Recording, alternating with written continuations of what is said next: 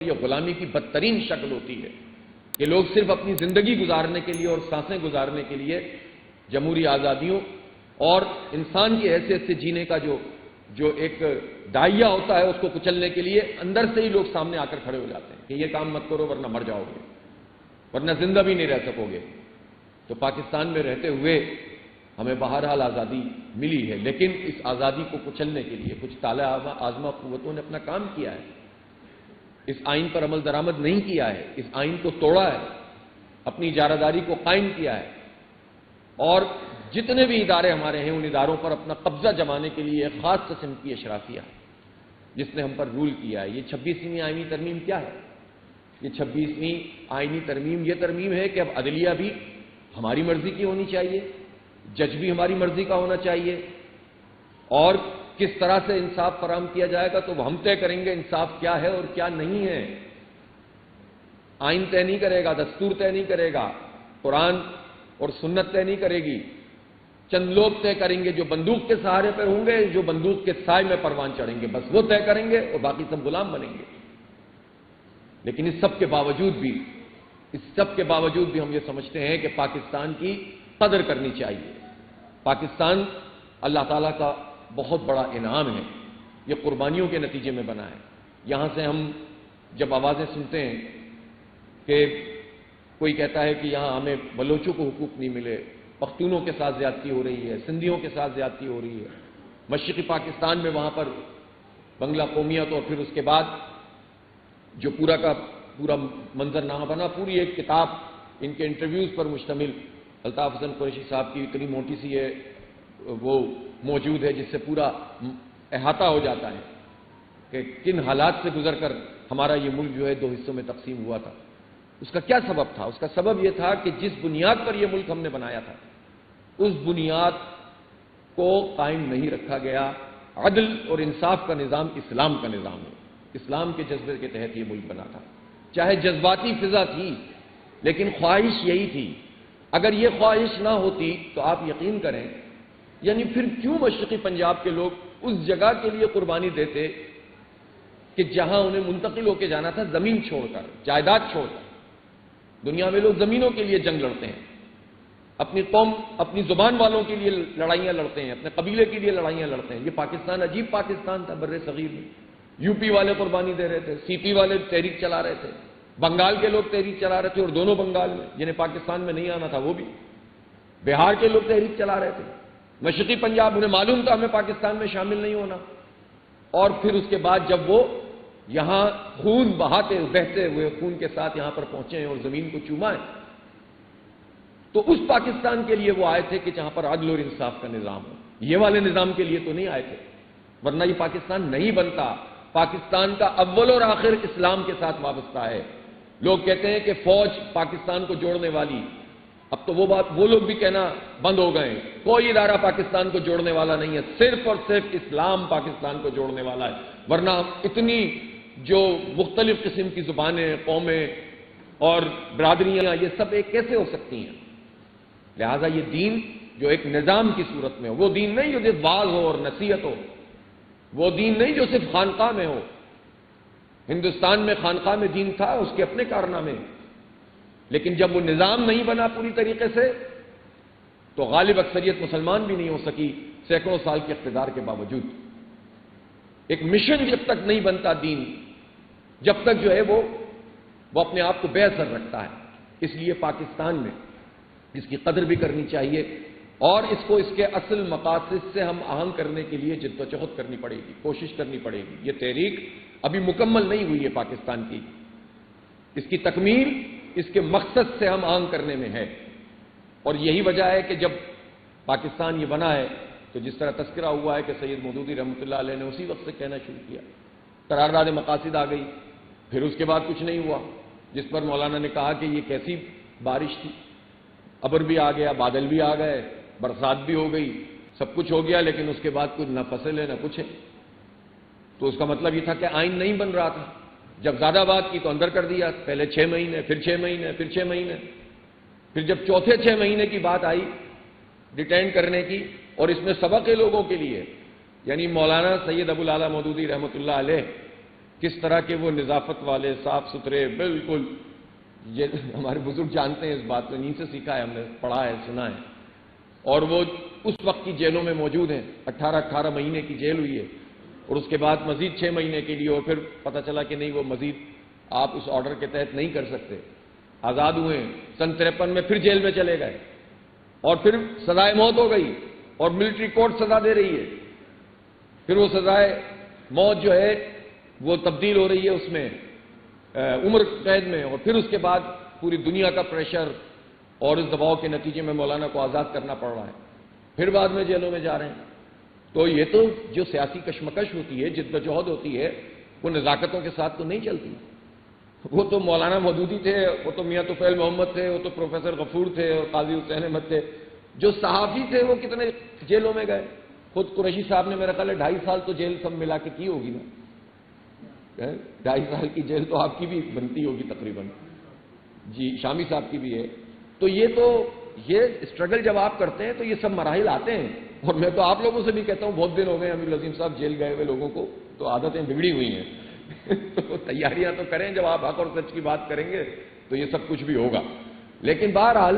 یہ زندگی کا ایک حصہ ہوتا ہے، یہ جد و جہد کا ایک حصہ ہوتا ہے۔ اور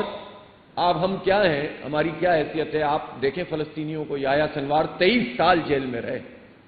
اور اللہ تعالیٰ نے کس موت سے ان کو نوازا ہے، جس نے پوری دنیا کو آزادی کا پیغام دے دیا ہے۔ آپ دیکھیں تو صحیح ان لوگوں کو۔ ہمارے پاس یہاں پر آئے تھے پچھلے، جب اخوان المسلمون کی 1 سال کے لیے حکومت بنی، اور امریکہ کو پسند نہیں آئی، اور کسی کو بھی پسند نہیں آئی، اور ان کی حکومت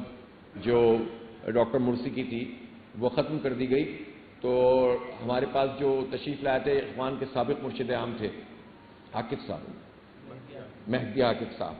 24 سال جیل میں رہے تھے، اور آپ کو پتا ہے پھر اس کے بعد پھر جیل میں چلے گئے 1 سال کے بعد۔ تو آپ اندازہ لگائیے کہ یہ زندگیاں اسٹرگل کرنے والے لوگ کس طرح کی گزارتے ہیں، اور ان کی جیلیں مصر کی پتہ ہے آپ کو کیا ہے۔ تو اس لیے میں عرض یہ کر رہا تھا کہ آئین کو بنانے کے لیے، اس کی بالادستی کے لیے، اور اس آئین میں بنیادی انسانی حقوق متعین ہیں، اس میں حاکمیت اعلیٰ متعین ہے، اس میں بڑی حد تک لوگوں کے اختیارات کا تعین کر دیا گیا، اور اس کے بعد پھر ہونا یہ تھا کہ اس کو پریکٹس کرنا چاہیے تھا۔ اردو کی بات آئی، 14 اگست 1988 تک اردو پاکستان کی سرکاری زبان ہو جائے گی، یہ لکھا ہوا ہے۔ اس میں سود کے خاتمے کی بات ہے، اس میں جو ہے وہ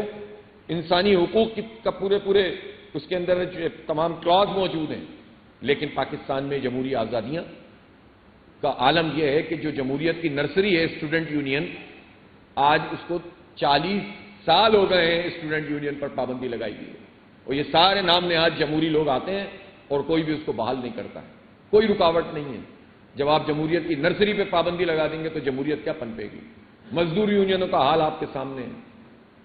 اس کے نتیجے میں جو چاہو کرتے رہو، جس چاہے ادارے کا بیڑا غرق کرو، پہلے تباہ کرو، برباد کرو، اور پھر کوڑیوں کے مول بیچنے کی بات کرو۔ وہ پاکستان کا ادارہ پی آئی اے، جس نے کتنی ایئر لائنز کو ٹریننگ دی، کھڑا کر دیا، وہ پاکستان کا ادارہ پی آئی اے جس کا اس وقت بھی ایسٹ تقریباً 150 ارب روپے سے زیادہ ہے، اور مزید جو ان کی ریسیویبل ہیں وہ 17-18 ارب روپے ہیں، اس کو بولی لگتی ہے، اور 10 ارب روپے اس کی بولی آتی ہے، اس لیے کہ یہ تباہ کرتے ہیں پہلے اداروں کو، کوئی خاص مقصد کے تحت کرتے ہیں، اور نااہلی ہے اس لیے کرتے ہیں۔ تو اس لیے قصہ بہت لمبا ہے۔ اصل بات یہ ہے کہ آئین کی بالادستی، جمہوری آزادیاں، یہ اگر نہیں ہے تو ظاہر ہے کہ ہم اپنے ان مقاصد سے ہم آہنگ نہیں ہو سکتے۔ ہمارا آئین بہت ساری چیزوں کو ایڈریس کر رہا ہے، ہمیں اس کی بالادستی کے لیے کوشش کرنا چاہیے، اور اس کو یہ سمجھنا چاہیے کہ یہ ہمارا دینی فریضہ ہے، اور اس کی جتنے بھی مظاہر ہوتے ہیں، ان مظاہر ظلم کے اور فساد کے اور جبر کے اور ایسے اقدامات کے جس کے نتیجے میں لوگوں کا حق مارا جا رہا ہوتا ہے، اس کے خلاف اٹھ کر کھڑا ہونا چاہیے، معاشرے کو زندگی کا ثبوت دینا چاہیے۔ لیکن یہ جدوجہد ایبرپٹ نہیں ہونی چاہیے، یہ جدوجہد کیوس والی نہیں ہونی چاہیے، منظم جدوجہد ہی بارآور ہوتی ہے۔ اور قائد اعظم رحمۃ اللہ علیہ کا کمال یہ تھا کہ ان کی جدوجہد بھی منظم تھی، آئینی تھی، قانونی تھی، دستوری تھی۔ ان کی کمٹمنٹ بہت زبردست تھی، ان کی شخصیت کے اندر بہت زبردست قسم کا ٹھہراؤ تھا، لیکن وہ بہت اپنے مقاصد کو سامنے رکھ کر کام کرنے والے تھے۔ اور بعض لوگ یہ سمجھتے ہوں گے کہ قائد اعظم ان کی شخصیت کے پہلوؤں میں، ان کا لباس، اور وہ کوئی مسٹر قسم کے آدمی تھے. ہو سکتا ہے وہ کسی زمانے میں مسٹر قسم کے آدمی ہوں، لیکن جب انہوں نے خود مشاہدہ کیا اور تجربے سے گزرے اس پوری جد و جہد کے، اور انہوں نے جب ہندوؤں کے رویوں کو دیکھا، انہوں نے جب انگریزوں کی چالاکیوں کو دیکھا، اور پھر انہوں نے مسلمانوں کی حالت زار کو دیکھا، تو پھر انہوں نے اسلام کا مطالعہ بھی کیا. اور یہی ان کی، وہ ایسے آدمی نہیں تھے کہ جسے نعرہ لگانے کے لیے کہتے ہوں کہ ملک میں سرمایہ دارانہ نظام نہیں ہونا چاہیے، اسلامی نظام معیشت ہونا چاہیے. چونکہ وہ ہلکی بات کرنے والا بندہ ہی نہیں تھا. وہ اگر کہتے تھے کہ جب اسٹیٹ بینک کا افتتاح کر رہے تھے تو انہوں نے کہا کہ سرمایہ دارانہ نظام نے پوری دنیا کو ایک استحصال میں تبدیل کر دیا ہے. یہ استحصالی نظام ہے، اور اسلام کا جو نظام ہے معیشت کا، وہ جب تک نافذ نہیں ہوگا، جب تک لوگوں کو جو ہے وہ حقوق نہیں ملیں گے. تو اس لیے وہ کتنے ذہن کے آدمی تھے کہ انہوں نے اس وقت اسرائیل کے بارے میں کہا کہ یہ مغرب کی ناجائز اولاد ہے، اس کا بچہ ہے، اور ہم کبھی بھی اس کو تسلیم نہیں کریں گے. یہ وہ تھے جنہوں نے کشمیر کے لیے شہرک کا لفظ استعمال کیا. وہ نعرے نہیں لگاتے تھے، وہ پورے تاریخ کے سبق سے گفتگو کرتے تھے، اور ان کا یہ اعتماد ہوتا تھا، جس کے نتیجے میں اسی لیے انہوں نے پھر، اگر مولانا مودودی سے نشری تقریریں کروائی گئیں اور اس وقت علامہ محمد اسد صاحب سے کہا گیا کہ اسلامی نظام کا خاکہ بناؤ، تو یہ کہ ہوائی باتیں نہیں تھیں. لیکن بدقسمتی یہ ہے کہ چونکہ نظام وہی رہا کہ جو انگریزوں نے بنایا تھا. ابھی بھی ہم الیکٹریسٹی ایکٹ پڑھتے ہیں تو وہی 1800 پتہ نہیں کون سا والا آتا ہے. آرمی بھی اسی اس پر چل رہی ہے، پولیس کے بھی نظام کو اسی پہ چلایا جا رہا ہے. لارڈ میکالے کا نظام تعلیم کا ہی چربا ہے جو اب تک چل رہا ہے. تو جس کے نتیجے میں ہم آزاد نہیں ہو سکے. پھر وہ جو پورا جاگیرداری سسٹم تھا، وہ انگریزوں نے جن لوگوں کو جاگیریں دی تھیں پورا سماج کنٹرول کرنے کے لیے، وہ جاگیریں اور ان کی اولادیں چل رہی ہیں، وہی طاقتور ہیں. ان پہ ٹیکس بھی نہیں لگتا، ٹیکس بھی عام کسان پہ لگے گا، مہنگائی بھی وہی برداشت کرے گا، غلہ بھی اس سے قیمت کا نہیں لیا جائے گا، تنخواہ دار آدمی ٹیکس ادا کرے گا، بڑے بڑے لوگوں کو جو ہے ریلیف ملے گا. بھی فیصلہ کیا ہے، اب دیکھتے ہیں کتنے دن چلتا ہے. تو کہنے کا مقصد یہ ہے کہ اس نظام کی تبدیلی کی ضرورت ہے. آئین موجود ہے، اس آئین کی بالادستی کی اور سسٹم کو بدلنے کی. اور یہ تھوڑے سے لوگ فوج میں، عدلیہ میں، اور یہ پارلیمنٹ میں، اور اسی طرح سے جو ہے وہ آپ کو جتنے بھی جاگیرداروں اور بڑے، اب تو جاگیردار اور سرمایہ دار یعنی کچھ صنعتیں ایسی ہی ہو گئی ہیں کہ جو جاگیرداری کے ساتھ اس کا جو ہے وہ ایک کنسورشیم ٹائپ کا بن گیا ہے، اور وہی ہمارا استحصال کرتے ہیں. تو یہ چند لوگ ہیں، چند ہزار لوگ ہوں گے کہ جو مراد یافتہ ہیں، جو طاقتور ہیں، جو فیصلہ ساز ہیں، اور جو ایک دوسرے کا تحفظ کرتے ہیں، اور لاکھوں کروڑوں لوگ ان کے ہاتھوں یرغمال ہوتے ہیں. تو چند لوگ طاقتور بنے، ہمیں تقسیم کر دیتے ہیں. تو اس لیے ہم یہ سمجھتے ہیں کہ پوری قوم کو جینون گراؤنڈ پر منظم طریقے سے اور بھرپور انداز میں اپنے کردار کو ادا کرنے کی ضرورت ہے. تبھی ہم جو ہے وہ آئین کی بالادستی اور پاکستان کو اس کے مقاصد سے ہم آہنگ کر سکیں گے.